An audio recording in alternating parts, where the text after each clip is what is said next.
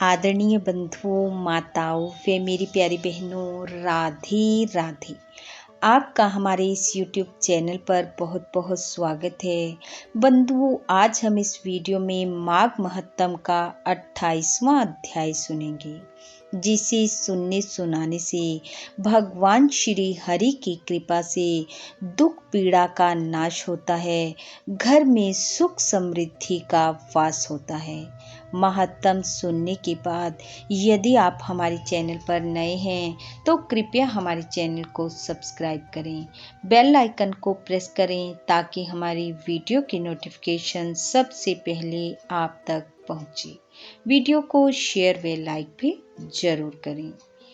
बंधुओं, कल के अध्याय में हमने सुना कि प्रेत योनि में पड़ा वासु नाम का ब्राह्मण राह में जाते हुए पथिक के पास त्रिवेणी के जल को देखकर उससे वह जल मांगता है और उसे अपनी पीड़ा सुनाता हुआ कहता है कि एक बार उसने एक सारस और बंदर का संवाद सुना, जिसे सुनकर वह मोह और अज्ञान से दूर हुआ।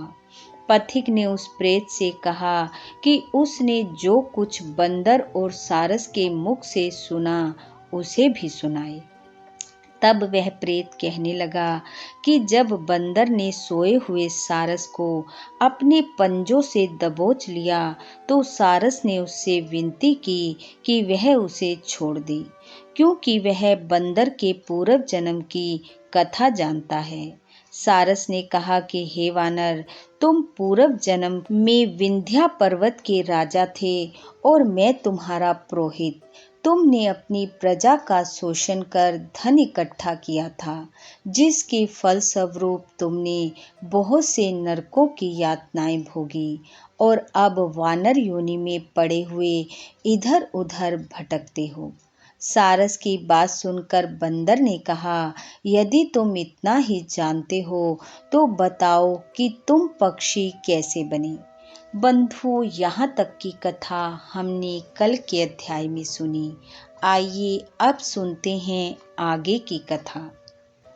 सारस के मुख से अपने पूर्व जन्म का वृत्तांत सुनकर वानर कहने लगा कि यदि तुम इतना ही जानते हो तो बताओ कि तुम पक्षी कैसे हुए। सारस कहने लगा कि मेरी दुर्गति का कारण भी सुनो। तुमने नर्मदा नदी के किनारे पर सूर्य ग्रहण के समय बहुत से ब्राह्मणों के निमित्त 100 ढेर अन्न के दान किए थे और मैं तुम्हारा पुरोहित था। पुरोहित होते हुए भी मैंने थोड़ा सा अन्न ब्राह्मणों को दिया और बाकी सब मैं अपने घर ले गया। ब्राह्मणों के द्रव्य का अपहरण करने के पाप से मैं पहले कालसूत्र नरक में और फिर रक्त कुर्दम नरक में पड़ा, जहाँ पर बड़े बड़े कीड़े थे जो रक्त तथा पीप से भरा हुआ था। उस नरक में 3000 वर्ष तक पड़ा हुआ मैं उस यातना को भोगता रहा।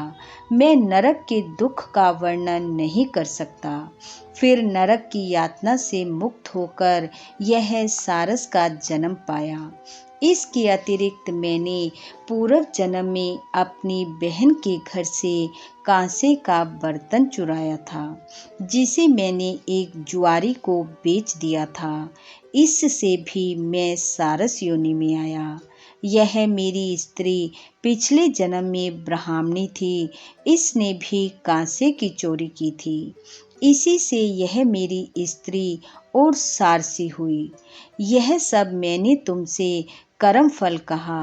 अब मैं तुमसे भविष्य की बात कहता हूँ, सुनो। अब मैं, तुम और यह मेरी स्त्री हंस होंगे और काम रूप देश में सुख से निवास करेंगे। फिर इसके पश्चात गौर योनि में और फिर जाकर दुर्लभ मनुष्य योनि को प्राप्त होंगे, जिसमें मनुष्य पाप और पुण्य दोनों ही कर सकता है। इस प्रकार शिव की माया से यह सारा जगत मोह को प्राप्त होता है। न केवल हम ही, परंतु इस संसार के सभी जीव प्रवृत्ति मार्ग में फंसकर अच्छे और बुरे कर्म करते और उनका फल भोगते हैं। इसलिए सब प्राणियों को धर्म का सेवन करना चाहिए। देवता, असुर, मनुष्य, व्याध, कीड़े मकोड़े सभी से यह कंटक रूपी मार्ग नहीं छूटता। केवल वेदांत जानने वाले योगी ही इस मार्ग से बच सकते हैं। इसी कारण बड़े बड़े महात्मा भी कर्म फल को टाल नहीं सकते। उपाय से तथा बुद्धि से कोई भी इसको नहीं बदल सकता। तुम पहले राजा थे, फिर नरक में गए और अब बंदर की योनि में वन वन में फिरते हो और फिर भी ऐसा ही जन्म पाओगे। ऐसा विचार कर आनंद पूर्वक और धैर्य धरकर विचरते हुए काल की प्रतीक्षा करो। तब वानर ने कहा कि पहले जन्म में मैं तुम्हारी पूजा करता था और अब तुम मुझको प्रणाम करते हो। तुम जाति के स्मरण से मेरे पूर्व जन्म के वृत्तांत को जानते हो।